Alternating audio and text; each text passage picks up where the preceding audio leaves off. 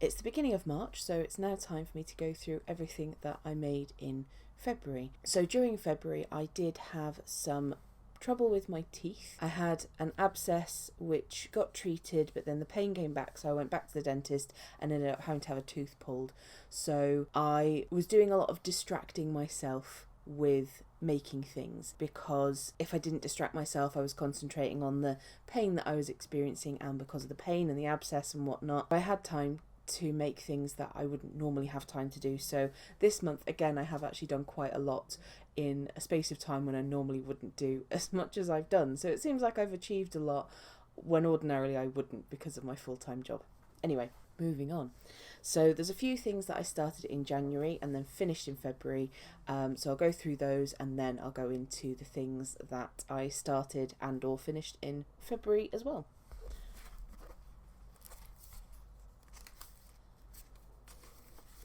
So the first thing that I finished in February that I'd started in January is the 3/4 length sleeve jumper.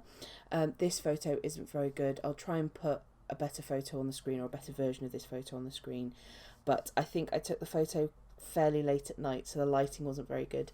I will get a better picture for it at some point, but at the moment this is the best photo I have. The pattern that I used for this is one that I wrote myself, basically sort of working out maths and whatnot. The only downside to this is that it takes a while to make because of the sort of the length of the body and the amount of knitting that has to be done, because it's to fit me and I have quite a large body. And that's the trouble that I have with most of the things that I make for myself to wear that are larger items, so not small things like socks, gloves, hats, scarves, etc.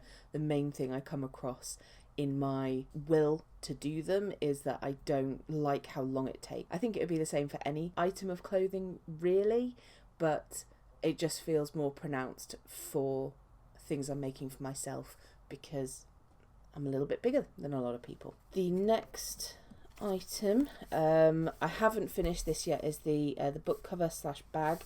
I am still just kind of picking it up as and when, if I want to do something I don't have to think about, or just something easy to chuck in my bag when I'm going on a journey or whatnot. I'm about 2/3 done with this, so hopefully I'll finish it by the end of this month, but if not, it's not the end of the world. It's just some busy work to sort of keep me busy as I go along. The next thing is this Granny Hex cardie that I made. I started it in January, albeit at the very end of the month, but I didn't finish it until the 17th of February. I did write that in the wrong pen at first by accident. So I really like this cardigan because it fits me a little bit better than most Granny Hex cardies that I make. So as I said before, I am a fairly large person, so if I make a Granny Hex cardie to fit around my back, the sort of the normal construction, if it's even all around the hexagons, the sleeves end up really long and also really wide, and I wanted to have a cardigan that's a bit of a closer fit. It's still not quite tight enough. I think if I did another one like this, I would make the hexagons a bit smaller still, but because I need to make that space up on the back, I've also made these granny squares. And I had originally planned on doing this all in grey, but I didn't have enough of the grey to do the whole thing, but I did have the green and the sort of this pinky purpley colour, which I had originally bought to make another version of the 3/4 length sleeve jumper that I finished also in February. But because they take a while to make, I didn't want to fatigue myself with that again, because I would end up putting it away and not actually finishing it, and I want to finish things if I start them, in theory. But the colours work really well together. You'll have the picture on the screen now anyway, but you'll see down the arms there. I really like the way that looks. It kind of looks like flowers, and it's spring at the moment, so I thought that fit quite well. Completely by accident, worked really nicely. So now we're going into February. So I started this sock on the 1st and finished it on the 10th. It's my normal sock pattern, no changes or anything. This is another one that I managed to make without referring to the pattern very much. because I can kind of remember what I need to do and when. I can refer back to it if I just need a little reminder of something, but for the most part I can do these without looking. So they're, again, another sort of busy work thing I can do. Slightly complicated, so I do have to concentrate, but it's just another sock to add to my sock collection. This I haven't finished yet because I haven't got enough yarn to finish it. My basic idea for this, as you can see in this picture, which is expertly drawn by myself, is basically it's just to go across the top above my chest, or on my chest above my boobs, and have sleeves that flare out slightly. I have come up with the pattern myself and kind of gone off my own measurements.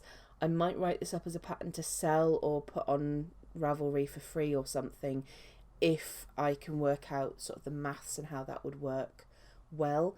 But I would have finished this, but I didn't have enough of the yarn, and I didn't have the space in my budget to buy more yarn until the beginning of the month. So I've now ordered the yarn and I'm just waiting for it to arrive. So this should be on my started in February and finished in March list, hopefully. The next thing is this stress butt, as I've called it. So as you may remember from my previous video, I made a tester butt cushion and then a large butt cushion for my husband, and one of my colleagues, it was her birthday, and I thought she might find this quite amusing, so I I made her one for her birthday and popped that in the post to her, and I knew that she would like it because when I posted the pictures she did comment that she liked liked it and would like one at some point. So for her birthday I made one. Didn't take very long. I started and finished it in the same day, and that was mostly because I had a bit of a time constraint because I forgot how close it was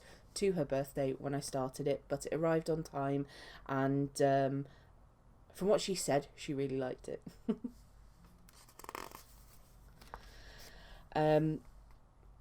So this is a bit of an awkward one. So basically I ordered some dungarees from Lucy and Yak, and I ordered them in their biggest size, which I can get on and they do fit on me, but because they're made of denim cotton material, they don't have any give in them.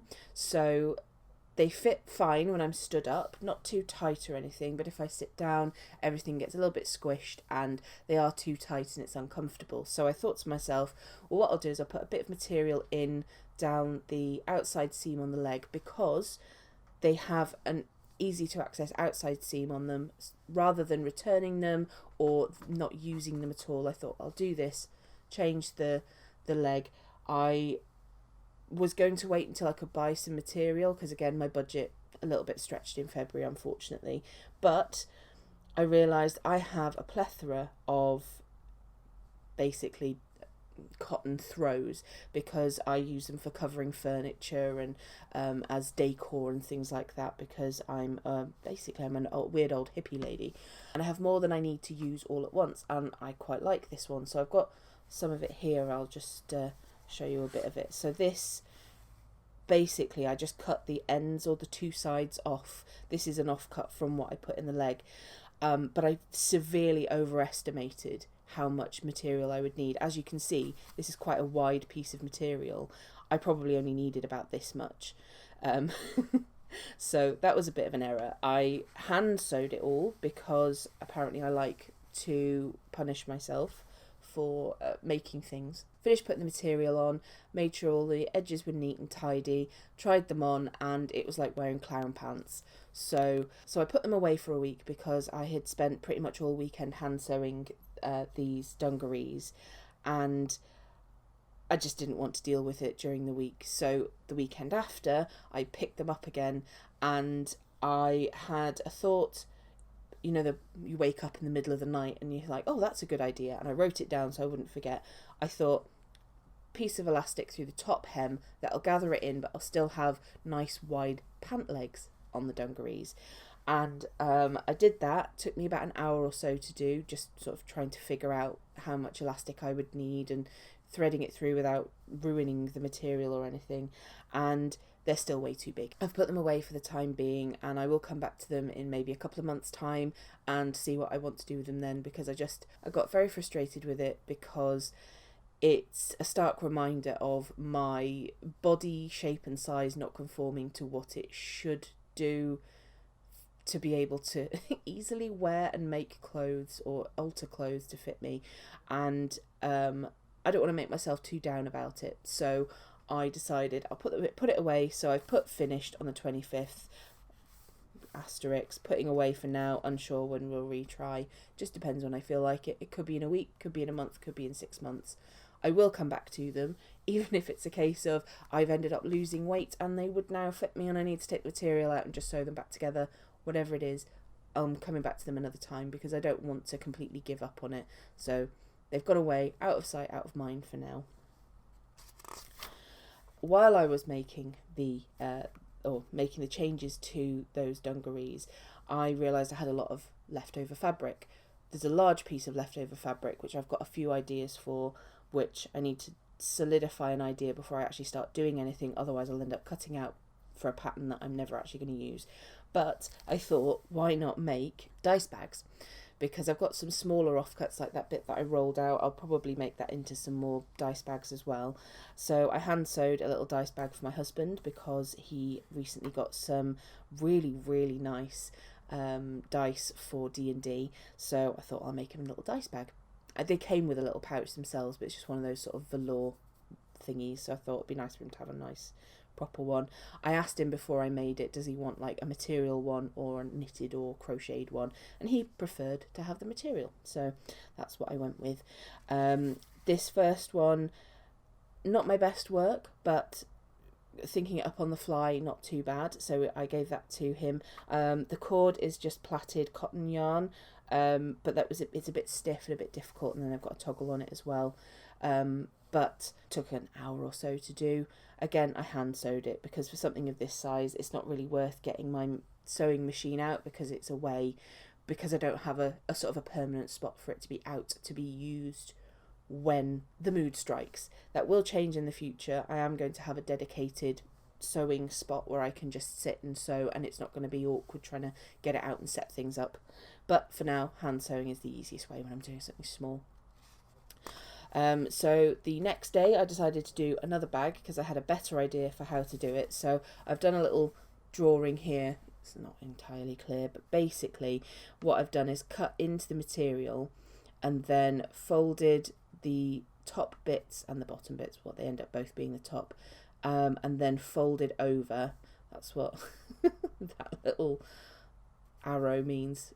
So fold it in, roll it down, and then I whip stitched the tops down, and then that forms the tube. Then I've sewn the edges, turned it inside out, sewn the edges down, and then turned it right side out and string through. Again, it's that same cotton string, but I didn't plait it or anything. It's fine as it is. And then I've done so it's a drawstring either side rather than using a toggle like with the first one. I really like this. It's turned out really well, and I've cut out some pieces to make more of these to possibly put on the Etsy shop or on Instagram. So if anyone wants to buy any, I'll happily make them up, but they're just cut out for now because I've done a lot of hand sewing in this month and I'm alright not doing any for the time being, but I'll happily pick up a needle and thread if anyone wants one. I also started a sock, which took me about a week to do. No changes from my normal pattern, just another one to add to the collection for my odd socks. I can't remember off the top of my head, but I'll add the number here of how many I currently have. Then I had an idea which I then abandoned. As you can see, I've crossed some things out here. Basically, for the Etsy shop, I wanted to make like baby cardigans, baby jackets, however you want to sort of call them. And I was having a look on Pinterest and on Ravelry and a few other places to kind of find a pattern for something that I like. And I couldn't find a pattern that fitted what I had thought about. So I thought kind of base it off the raglan jumper that I've already made for myself, but in a cardigan form, because I'm going to do it in garter stitch. And when I was part way into it, I stumbled across, by accident when I was looking for something else, a pattern that was pretty much exactly what I wanted to do. So I abandoned what I'd already done, unravelled it all, and started again. So yeah, I've noted here, got a couple of rows in my own try and found the above pattern, so switched. And yeah, I really like it. It doesn't take very long to make because it's small, because it's for a baby, so that's nice. And I also worked out how to do a capped sleeve pattern as well as a long sleeve pattern, because the sleeves are annoying because either you have to do them in the round, which if you're doing a garter stitch in the round, you end up having to do a knit row and a purl row. And the whole reason I wanted to do garter stitch was to avoid any purls, because I'm a much faster knitter with just knit.